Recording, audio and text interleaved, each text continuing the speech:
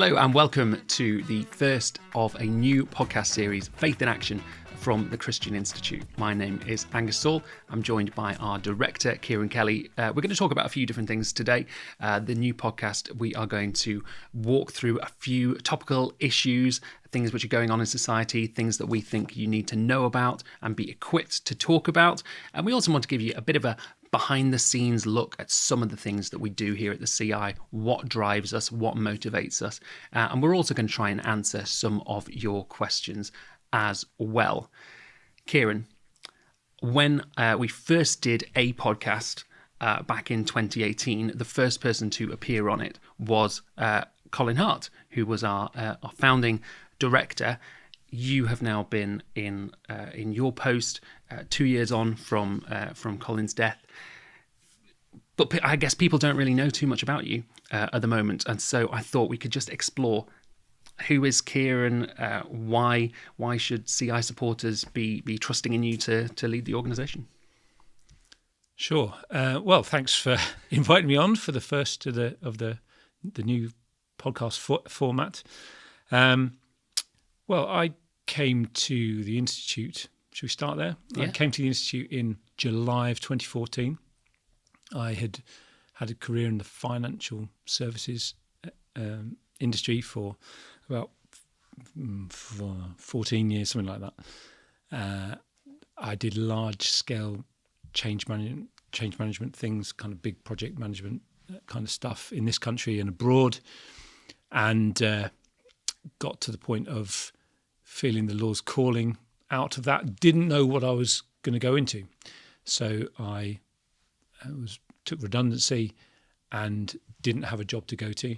But in the Lord's providence, 2 weeks, more or less, later, I had a job at the Christian Institute. And despite not having a formal background in communications, Colin, who you've just referenced, saw something, I guess, and took me on as head of communications. So that was 2014. And what's it like kind of going from the finance kind of world to charity world, working in communications, something that you've not really done before? Well, I went from an organisation that had, I don't know how many thousands of people working for it all around the world, to basically somewhere with a few offices and 40-something staff. So the dynamics are very different, but I think what I always appreciated was actually some of the speed of getting stuff done.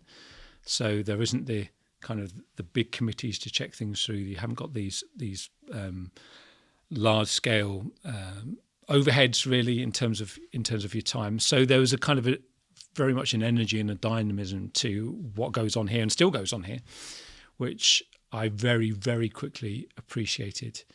Now I've got to bring some things in terms of thinking about how we look at staff development and so on, and some of the robustness around business cases for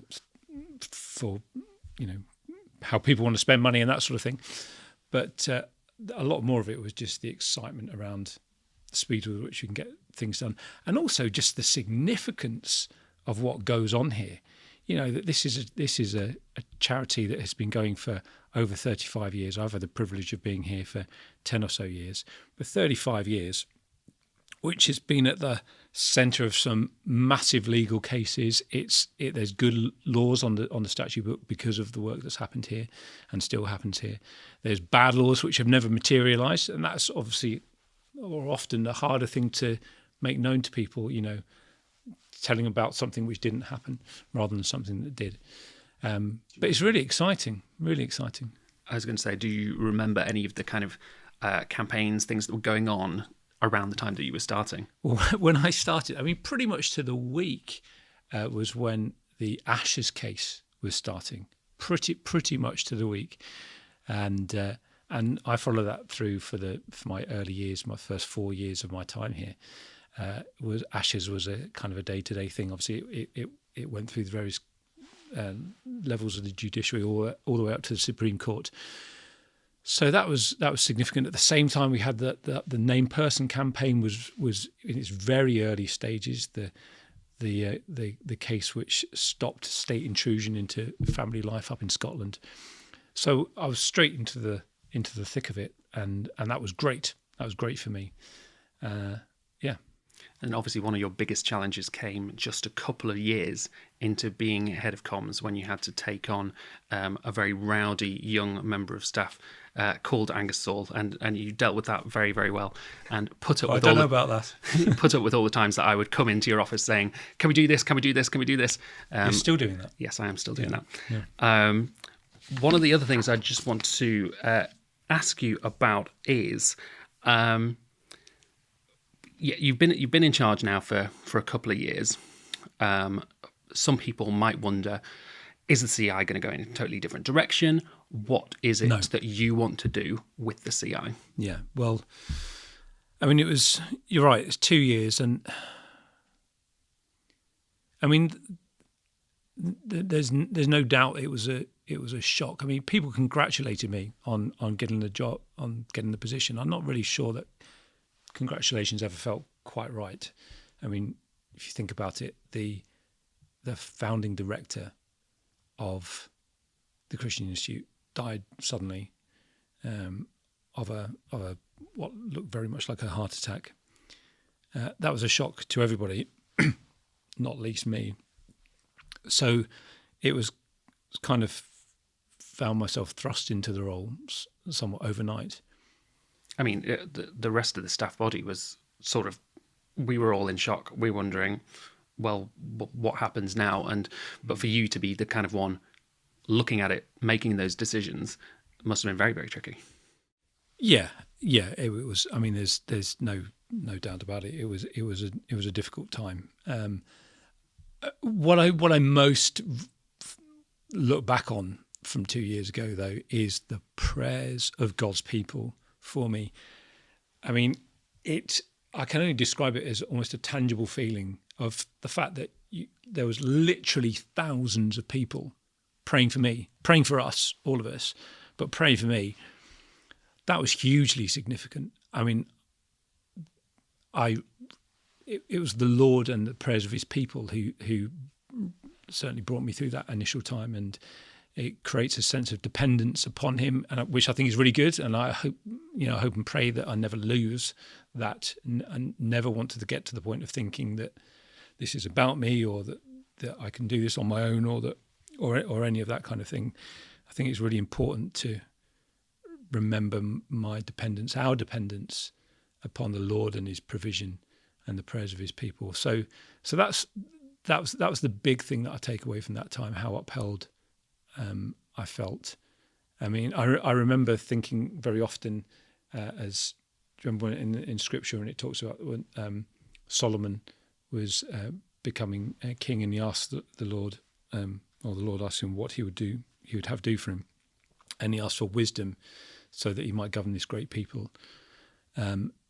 That was my prayer, that I might have wisdom to take the decisions that the director of the Christian Institute needs to take, and to lead well. In terms of how things, I mean, the short answer to that question of yours was, are things going to change? Well, inevitably some things have to change, because I'm a different person to Colin.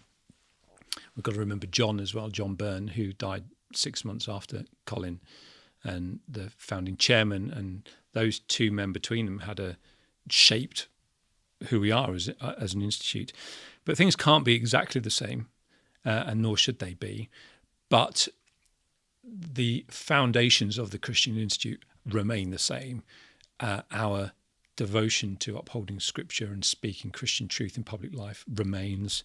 The issues with which we grapple with remain. I mean, there's plenty of pressure to kind of dive into other kind of things, but I think it's important to resist that pressure. There's a reason that we deal with the things that we deal with. They are scriptural and they're controversial, and we kind of always operate at the intersection of those two things, scriptural and controversial. So little things will change. Just in, technology moves on. It's just a simple example, and always want to develop a younger audience or a younger supporter base, and allow younger people to engage with what we do. So that's going to necessitate some change, but the fundamentals will not change. And now, Ireland. CI has been doing a little bit more work in Ireland. Some people are going to see or hear the name Ciarán Kelly, realise there's a little bit of an Irish connection there. But the kind of move into working in Ireland started before it started under Colin. Yeah, that's right. Really what triggered it was there was moves afoot in the Republic of Ireland to bring in an assisted suicide bill, which was going to have cross-border implications. So we started looking on that. So we knew it was going to have implications for Northern Ireland. So we had to get into it. And over the course of looking into it, it became apparent that the Republic of Ireland was in such need of pushback on some of these big policy areas. They had done it on abortion. They'd done it on same-sex marriage. We sensed a bit of a weariness, I suppose, in the church in the Republic of Ireland to gear up for other battles, but we could see the significance of it, and so it's very quickly shifted from sort of thinking just about cross-border implication to thinking about, well, what could we do in Ireland as well? As a matter of fact, we had been approached by a couple of pastors from the west of Ireland, probably in about 2012, 2013. We were right in the thick of it was before my time, but we were right in the thick of the same-sex marriage campaign. And there just wasn't the capacity to deal with it. But we sensed that there might be something of a door opening.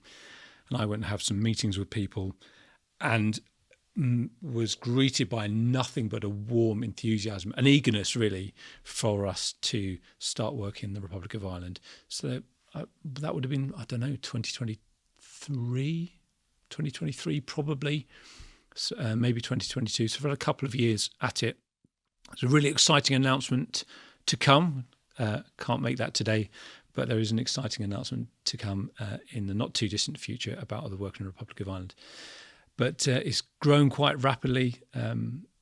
Lots of meetings. Yeah, I mean, there's regular. There's not. I mean, it's not on the same scale as meetings in the UK, for example. But we've very very quickly gone from about 200 supporters to somewhere over 800 supporters, which is pretty good if that kind of growth continues. And people are, most importantly, people are starting to recognise the significance of the issues that surround them. The church in the Republic of Ireland is quite small. You know, there's an understandable desire to focus, perhaps sometimes almost exclusively on evangelism and nothing else. But we think that we have something to offer in terms of helping churches preach the whole counsel of God, helping with people's discipleship on some of these ethical issues as well. And so far, our progress has been really good. Very excited about what's gone on there. Just to say the name, of course, my late mother was Irish. That's where the name comes from. But even she didn't call me Ciarán, just Ciarán. Yeah. You talked there a little bit about discipleship, and that is something that's important to you. The CI, we campaign on various different issues, but one of the key things that we do is educate people and equip churches. And one of the big things that you worked on a few years ago was our Living Christianity resource. Yeah, that was really exciting. I mean, there was a separate team who did the filming. Guys like Tony Barber, Peter Marsay. They sorted out the filming for it, and what I did was, having taken the content of that, we wanted to have a Bible study that went alongside it. So that's what I worked on. That was that ran up to 2019. Yeah, and that has done phenomenally well. People are still buying it, even though it's 6-7 years old now. I think it still looks pretty fresh, which is great. Because this, things can date so easily, can't they? But it's still looking pretty fresh. And the feedback has been universally good about it.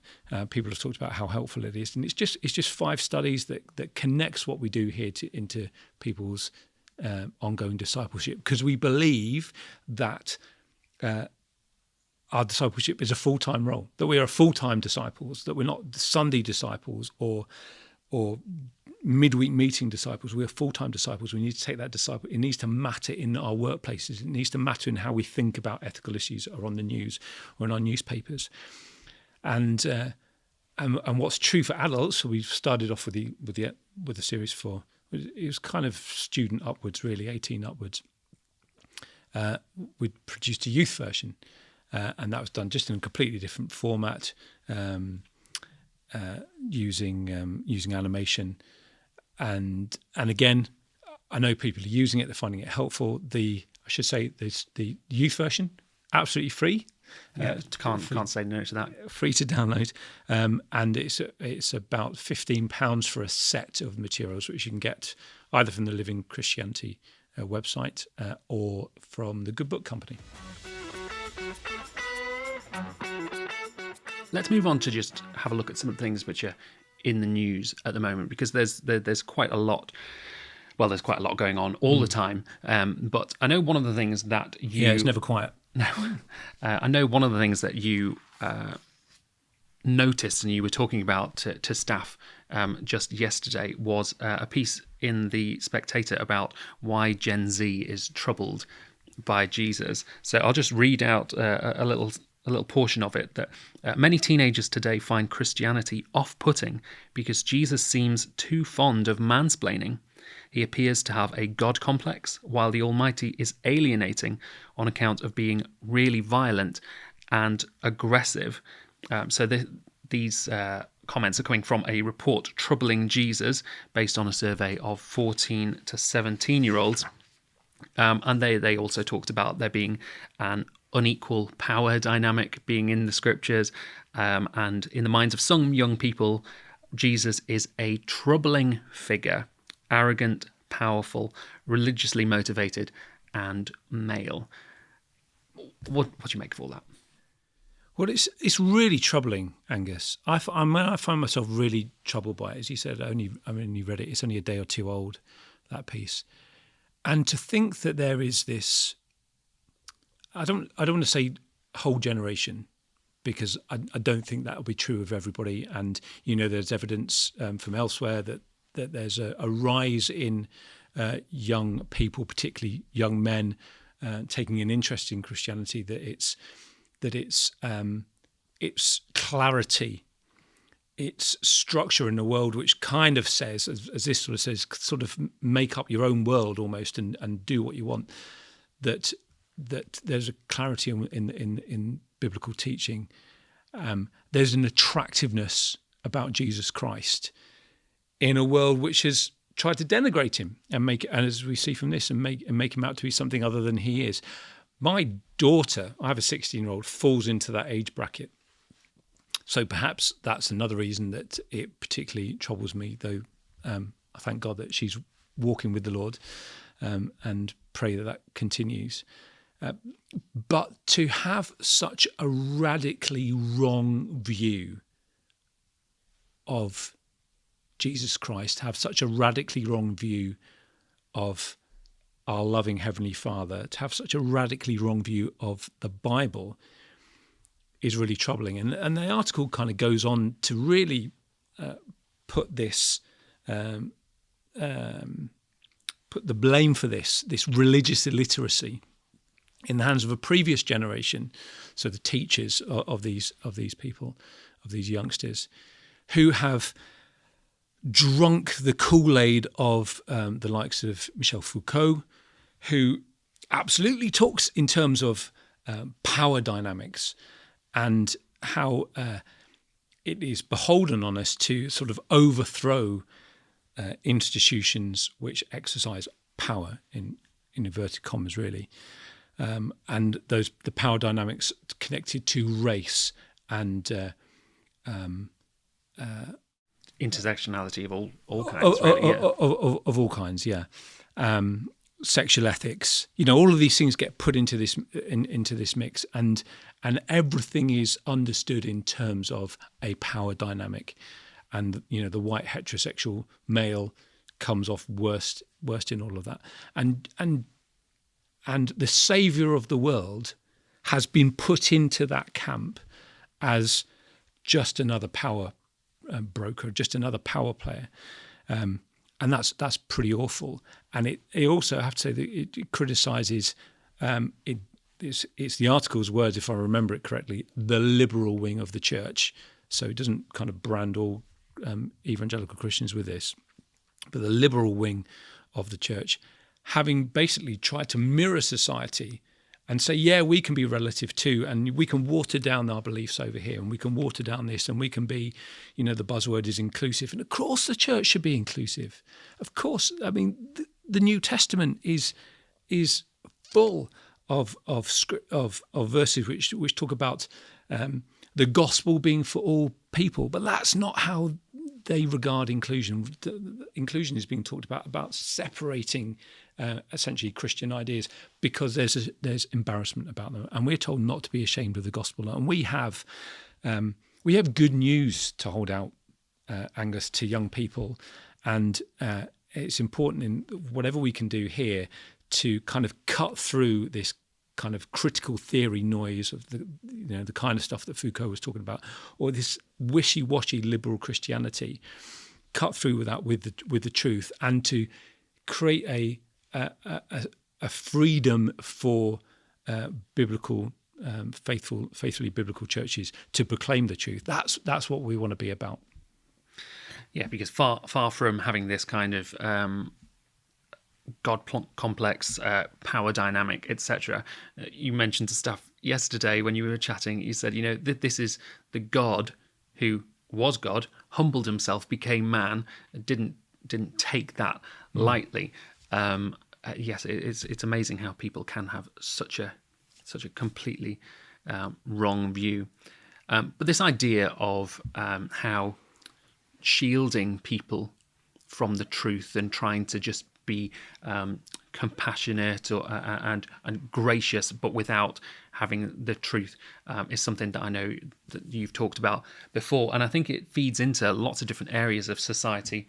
And one is this situation of transgenderism, where people are being told that you have to affirm people in their gender identity. You have to send them down a path of puberty blockers and cross-sex hormones and all of this kind of thing, because that is the only way that they are going to feel good about themselves. And, and potentially if you don't do that, then they may well self-harm, they may commit suicide, yeah. Things like that. And what we actually have here this week, or last week, I think there is a case of a detransitioner, so someone who had been living as a member of the opposite sex, who has now been awarded a massive payout, $2 million, because she went through so-called sex or gender affirming surgery when she was just 16. So she had a double mastectomy, and she's taken them to court. She said, I wasn't ready. I didn't know the decisions that I was making. I was sort of led down that path. I didn't know what I was doing. And now I'm scarred for life. It's medical malpractice, isn't it? It is. Yeah. And that is what the courts have decided, and they've done this big payout. Do you think that's the kind of thing that we are going to see more of in the future? Yes, is the short answer. I mean, let's just take a little step back, because you started in exactly the right place, which is by talking about this in the context of grace and truth. And by we, I mean the Christian Institute, I mean the church, must be grace and truth people. The Bible tells us Jesus Christ came from the Father full of grace and truth, not one or the other. They don't exist on some kind of sliding scale that you have to trade off grace in order to have truth, or vice versa. We need to have them both. I wrote about that in the annual review, was it last year? I think it's so important, because Christians who speak the truth just so immediately get branded as pick-your-phobe, homophobic, transphobic, bigoted in some way, anti-women, whatever. And that is an attempt. Christians need to be alive to this. That is an attempt really to shut us up, to shut up the truth, to stop us speaking the truth. It's a kind of it's a pushback to get us to stop talking at all, to make us fearful, and we can't be fearful.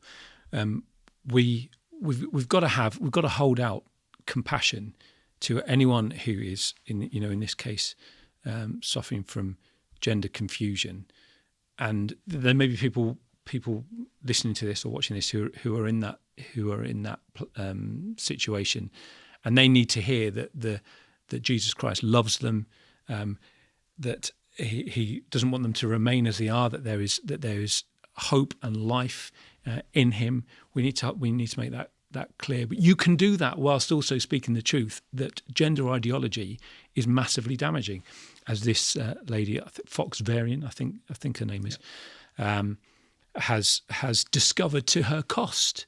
And we've been talking about this for over 20 years, when the Gender Recognition Act in this country first came in.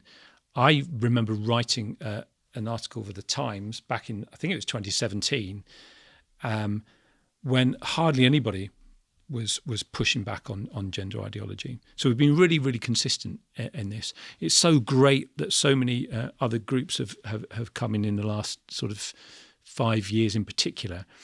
Maybe the tide has turned. We shall see. But this is an example of that. But look at the suffering that this person has gone through in order to get to this point. I do think there are going to be more people that follow the same path when they realise that they've been misled, when they realise that the people who should have looked after them, that should have been the adults in the room, that should have cared for them enough to say no, this is bad, didn't do that. They in some cases that's parents, in some cases it's teachers. In this case, certainly, it was a doctor.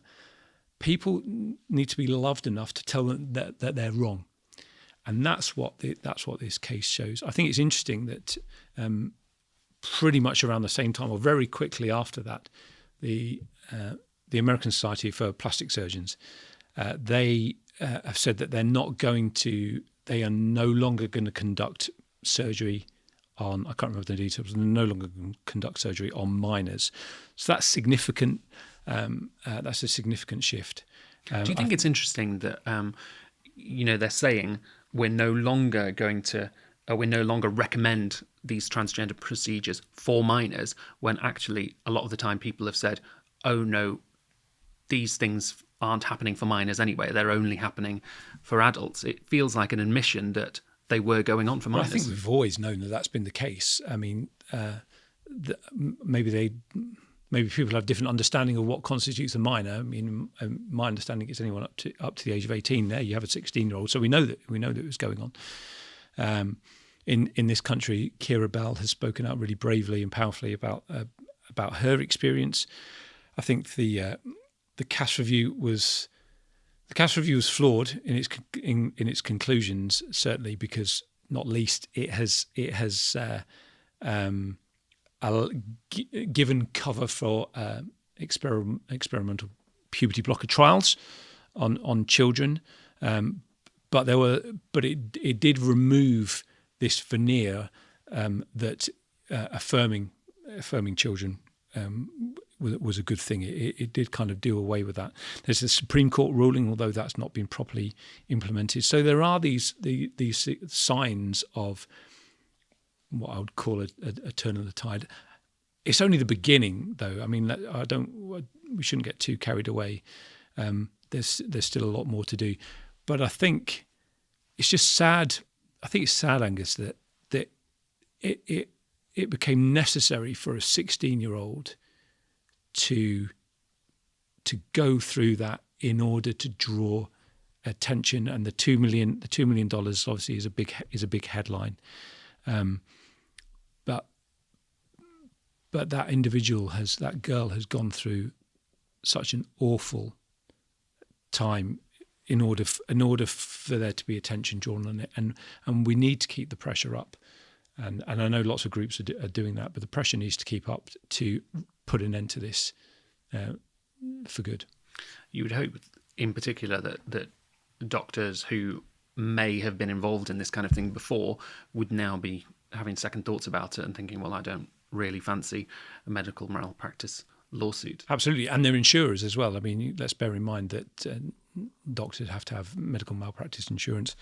I'm not an expert in this, despite having worked in some in insurance to a degree in the past, but you would expect premiums to go up. You would imagine that it becomes perhaps impossible, and we should hope that it does become impossible for doctors to get insurance in order to undertake procedures which we know they shouldn't do. Moving on, there's just another news item that's popped up very recently. Again, from the US, there is a new campaign that's just been launched to overturn same-sex marriage in the US. Greater than campaign. That's right. Yeah. They say that marriage is intrinsically linked with the raising of children and parenting and all the way that kind of hangs together. And so when you allow same-sex marriage, you also allow same-sex parents, and that is depriving children of either a mother or a father, and that is bad for children. That is kind of the crux of their argument, that children are being harmed by same-sex marriage. The Christian Institute's been involved in the Coalition for Marriage, helped to start the Coalition for Marriage before same-sex marriage became legal here. What do we think the implications might be for the UK? Obviously, they've only just launched in the US, but marriage, it doesn't get talked about in quite the same way over here. Yeah, in the same way that abortion doesn't get talked about in quite the same way over here, I suppose. I think Tony Ruczynski, who's the Director of Supporter Strategy at C4M, good friend, he'd probably give you a much better answer. Maybe another podcast, you interview him at c4m.org. I'm sure he'd have some thoughts on this. But I think it's going to encourage people here who have never sort of bought into the lie that same-sex marriage or that equal marriage is marriage. The Christian Institute holds unashamedly to the truth that marriage is between one man and one woman, to the exclusion of all others and for life. It's early days for this campaign, but I think that the fact that there is now enough, you might call it bravery or organisation or just will to get together to push back is significant. And we've conceded a lot of ground in this country in terms of it just being accepted that we've very quickly sort of bought into this idea that marriage is marriage and it sort of doesn't matter. I think there's quite a lot of. I think the momentum is still towards, I fear, things like polygamy, because if marriage is marriage, then why not? But it might just remind people that we don't need to give up on this. We know it's a significant issue in terms of the area of people still advocating for marriages being between one man and one woman being censored in different ways. Their livelihoods, their jobs being put at risk. So that's where we're at in this country just now. But there is no denying the evidence from any objective observer that children do best, on the whole, when they are with their married biological mother and father. That's what all the evidence says. And what this campaign has done has shone a light on, really, is that same-sex marriage was about adults. It was about adults getting what they wanted with little thought for the impact on children. And it's if nothing else, it is going to make a wider population recognise the impact that it is having on children. So I think that's got to be good. I don't think we should be under any illusions that something is going to change overnight. But probably there was a time when we would have said that nothing would shift on abortion in America, and that you've seen shifted, an enormous shift, yeah. Albeit going back to there's a lot of misunderstanding around that as well, because of course it just moved it from the federal layer to the state layer in terms of abortion legislation. But that had an impact on the UK as well, but in a negative sense, in that pro-abortion politicians here in the UK saw abortion in the US, fearing it's under threat, reproductive rights are under threat, we'll have to do something. And so they've set about trying to make abortion more and more liberal in the UK. Yes, and I mean, even now there is this awful amendment to make abortion legal for the woman up to birth. That there'll be no criminal sanctions for the woman for having an abortion up to birth. That can't be right.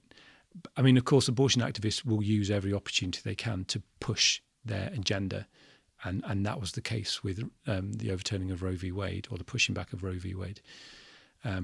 So we shouldn't be altogether surprised about that. But we have seen that with much prayer and with a certain amount of organisation, these things can change. Absolutely.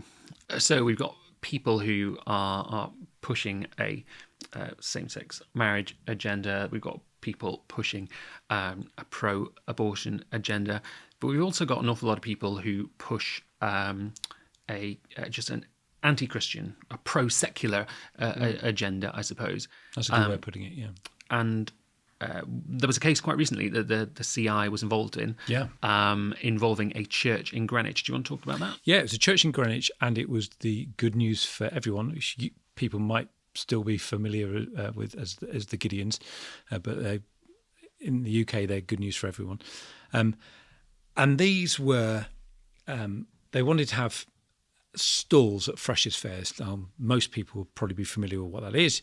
You know, you rock up for Freshers' Week, and it's like the shop window of everything that goes on in the university, and join sports clubs. The sports clubs and the debating society and kind of whatever else.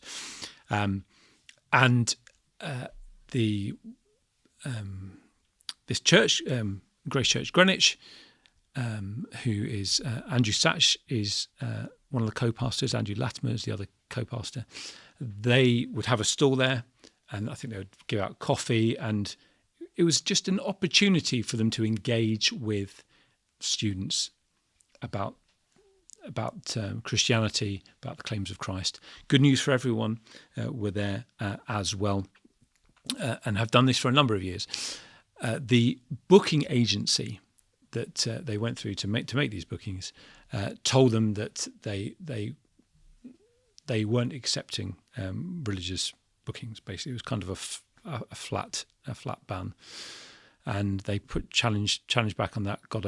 Didn't get a very helpful answer. Came to us for some help, and Sam Webster, in-house solicitor advocate, wrote to the organisation in question and basically told them what the law was and that they couldn't do this.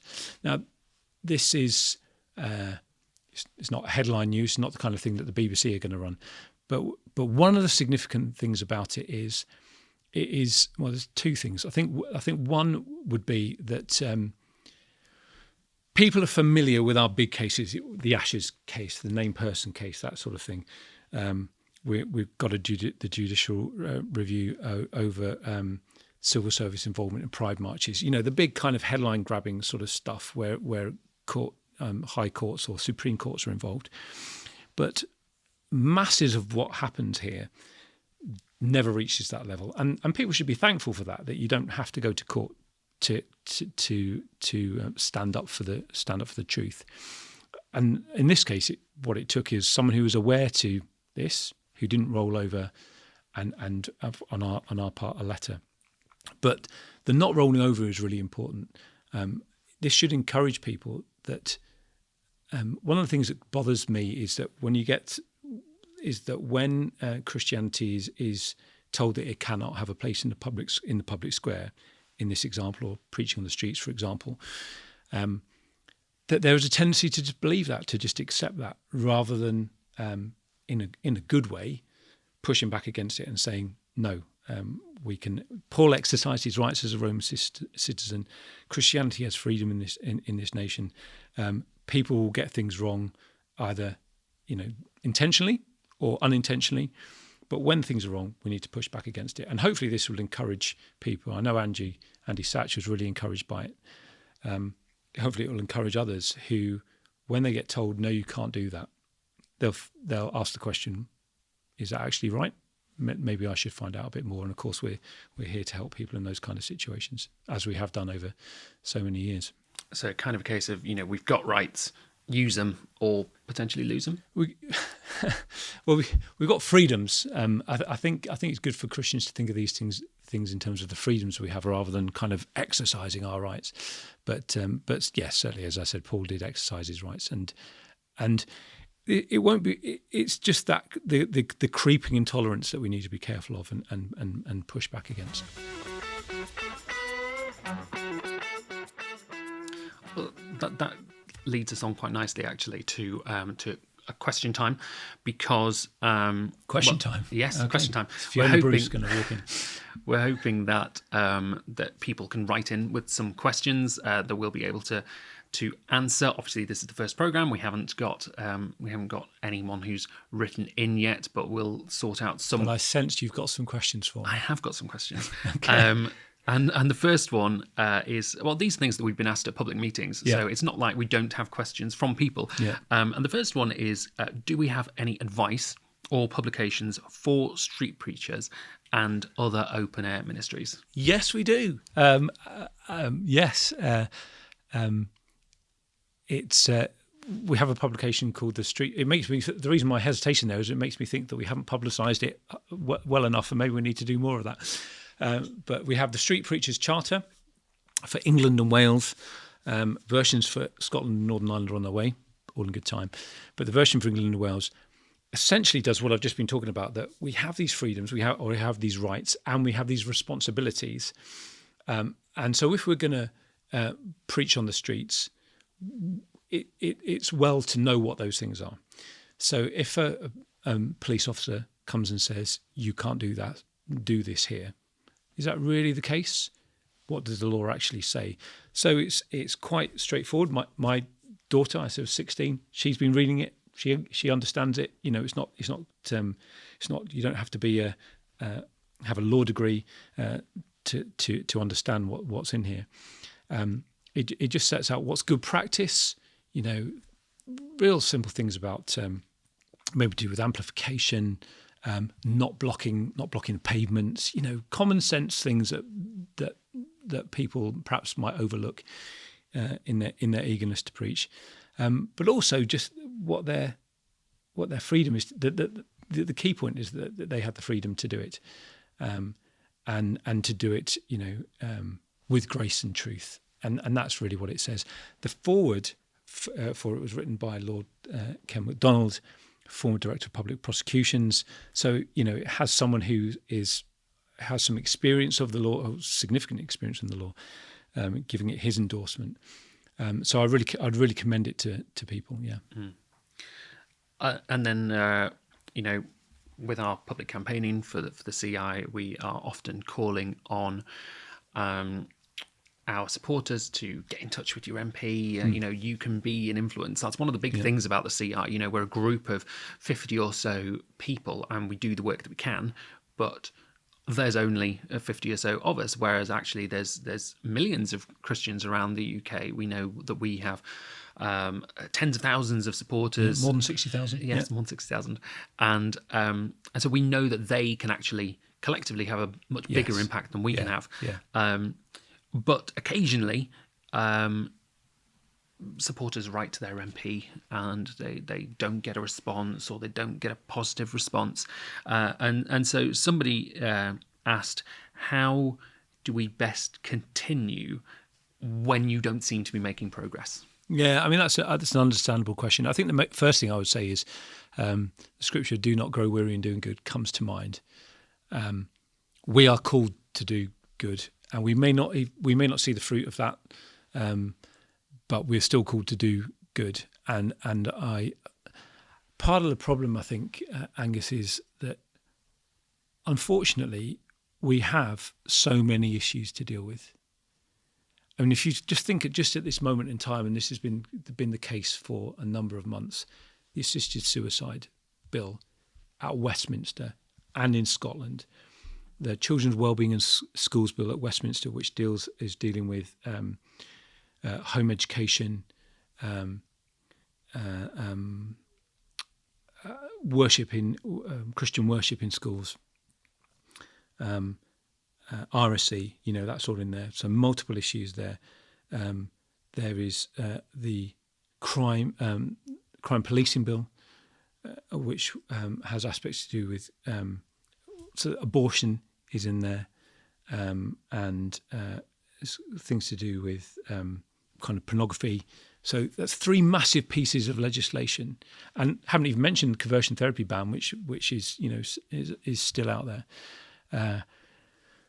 So we make choices all the time about what to contact people on, and try to smooth that out and try to minimise what we're asking of people. But inevitably, particularly when you've got so many things, there's going to be a number of asks for people, and we're just so thankful that so many people do, and it really does make a difference. I understand the sort of the perhaps frustration of that person, but it's really important to remember that even though you may not get an answer every time, or you may get a standardised answer, there's no running away from the fact that a constituent has, and it's not just MPs, of course, it'll be MLAs in Northern Ireland, it'll be MSPs, it'll be members of the Senedd in Wales, TDs in Ireland, or senators, and peers as well,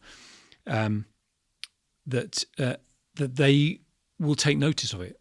That they may only get half a dozen letters, but it's something you've got to look at. They know, yes, and they know that the half a dozen represents a bunch of others. And we've seen with responses to consultations how that's made a difference. We know for fact that, because we've heard from various politicians of different parties that have said something to the effect of, I thought one way on this, but then having received a number of letters from concerned constituents, I've changed my mind. Saw that particularly the last time we've seen that on the assisted suicide debate in particular. I can think of, I forget his name, but I can think of one MP who sort of said on the floor of the House how his mind had been changed because of the letters he'd received. It really does make a difference, even if you don't receive an answer. And there are some MPs who are of the persuasion that regardless of what they think, they will vote with however their constituents say, because that's how they see democracy, that they should just vote with however their constituents say. If we really believe that there is no human possibility of a parliamentarian's mind being changed, if I take an extreme example, let's imagine someone is proposing the bill that we don't like. We're not going to ask you to write, or it's unlikely that we would ask you to write to that person, because we know that they are so entrenched for it. So that's kind of thinking goes into when we ask you to write as well. So we don't ask you to write unless we think it can really make a difference. From my personal experience as well, I've had communications with my MP, wrote to her about abortion, wrote to her about assisted suicide, and got emails back from her saying that she was voting not the way that I would have hoped that she would have voted, but managed to go and speak to her in person at a surgery about gambling, and she was actually really, really receptive to hearing some of those things. So in God's common grace, He's written His law on people's hearts, and that their conscience can be changed by the world around them. But actually, a lot of the arguments that we make as Christians are common sense arguments. We don't necessarily need to quote the Bible at people to change their minds, but we absolutely can. And that this positive communication that I've had with her on gambling may well help to make things easier for the next time that I want to talk about something different. No, that's really helpful. And we mustn't forget either that prayer really changes things, right? I mean, we really believe that here. We pray every morning. We know our supporters pray. The Bible tells us the prayer of a righteous man is powerful and effective. So if we really believe that, even if we can't meet with somebody, or it's we're unable to write to them, or whatever it might be, we can absolutely pray and trust that our prayers, because of our righteousness in Christ, are powerful and effective. They do really make a difference. I think that seems like a really good place to end. So I'm not going to try and ask you any more questions. Just to say thank you for being on this first one. I'm sure we'll have you back on again at some point when you can spare the time. But I will just say thank you to everyone who has listened to this or watched it, however you have consumed this content. I hope you found it informative, useful, that you can take things away and really think about them and pray about them, pray about us and all of that kind of thing. And again, if you do have questions, we'd love to answer them. So do write in. We'll come up with a suitable email address for you to send it to. Should we just have faithinaction@christian.org.uk? Why not? It makes sense, doesn't it? Go on then. We'll call our new email address faithinaction@christian.org.uk. You can email in and we will attempt to answer some of your questions. Hope you've enjoyed it. See you again next time. For more great content, like, subscribe and hit the notification bell.